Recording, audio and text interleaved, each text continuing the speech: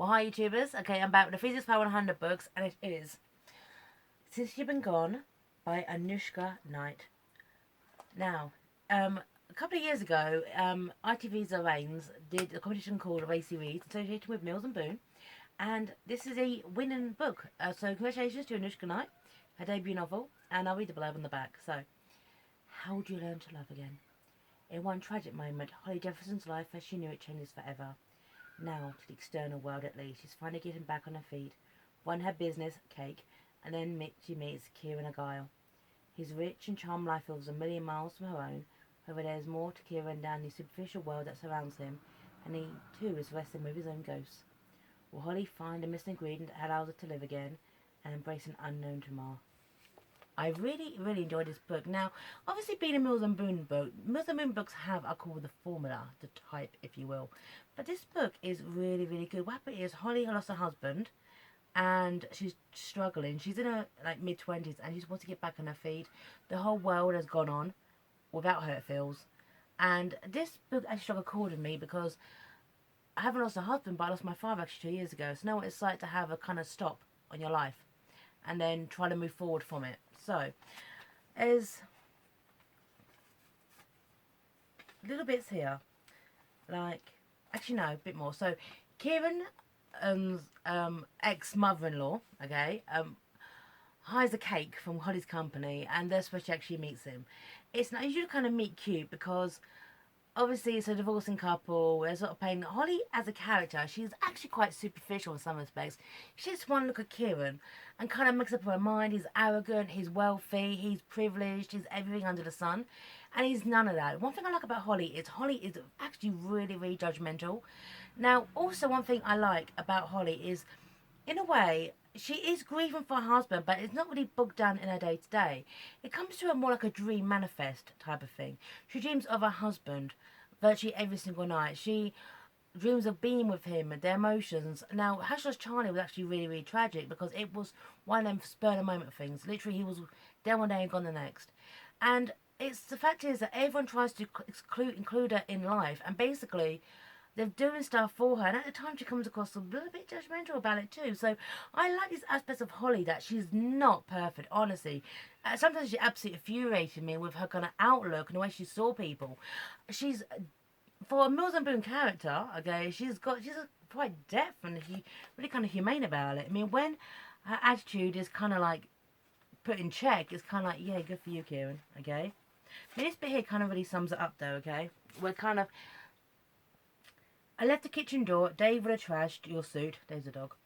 I wish Jess lived closer and we could hang out more. It's nice having a man around the place. I traced my hand over the dress, remembered that day standing in the frozen churchyard. Life had gone on for nearly 2 years, and I had nothing to show for it. Essentially, Kieran's invited her and her posse, okay, including colleague Jess, who basically is like the designer of these cakes. Which way she described these cakes is amazing. To a fantastic lavish ball, if you will, his birthday party, okay, and she's wearing the dress she wore on her husband's wedding day because she has no other dresses. It's that kind of thing. Talk about life stopping. You know, she's not been out in 2 years. She hasn't dressed herself up in 2 years. She hasn't been social in 2 years, and that's also all her own fault. There's a bit coming up to her when um, she's on a date with Kieran. They're going on this lovely date. I love the way to date thing, but Holly's husband, Charlie, he basically, his job was protecting the forest, and now he's been gone. They're trying to develop them. Okay, there's a bit here. For 2 years, I had my head stuck up my own ass, ignore what had been going on around me. I'd done nothing to support the action group campaigning against the sell-offs. Now I had absolutely no right to whine about it. For the entire journey home, all I could think of was the cause of my long-standing inactions with the woods, interrupted only by my more recent actions in them. I never felt more awkward had Kieran not seemed so pissed off next to me. Oh, Kieran's company's rival firm want to develop on these woodlands. But yeah, it's little moments like that kind of elevate it above a typical kind of Mills and Boon book as well. Now, there is a absolutely awesome sex scene in this book, honestly. Obviously, it's pent-up frustration brought from 2 years, okay, of, inaction, if you will. It's a hell of an action, honestly. All I'm going to say is it's in the cake shop, and Honestly, honestly, this it's masterful. It's absolutely masterful. Okay, that's all I'm gonna say about the sex scene. So yeah, that's pretty much it. Okay. So also one thing I liked, okay, about is that everyone is trying to bring Holly out of her rut, if you will, of widowhood, of motherhood, if you will, and it's Martha, her sister, who this is this is a killer line and one of the best in the actual book. Okay, here we go. Here's what I'm like, Martha. I'm not what he thinks, or what anyone thought. I spent most of the last 2 years hiding it. Who's to say he's what you think? Why are you holding back, Hole, if you like him? I don't want to be another conquest. You've seen yourself how many women he's had. Haven't been kissed for 2 years. I'm until today in the forest, my stomach flipped at the memory. You just ascertained that the papers are unreliable, Holly. You said yourself that I don't know what's going on with him. How much of your hang-ups about him are based on other people's opinions of him. You can't judge him fairly, and you bloody know it. The article has done you a favour, now that you know it's all bullshit. She smiled. Martha didn't usually swear. It can't be your Martha. I see how women react to him. Are there sharks around? It was Kiln's allergy that tripped off my tongue. Sucks on what, blood? Well, no wonder, Hole, she said. No wonder what? No wonder he acts like an emotionally impenetrable playboy. He's been burned out by all that by that Clara, his ex. And now that he's hiding, something the two of you have in common. See? See? The people around her want Holly to move on with her life and learn to love again, and she's so resistant.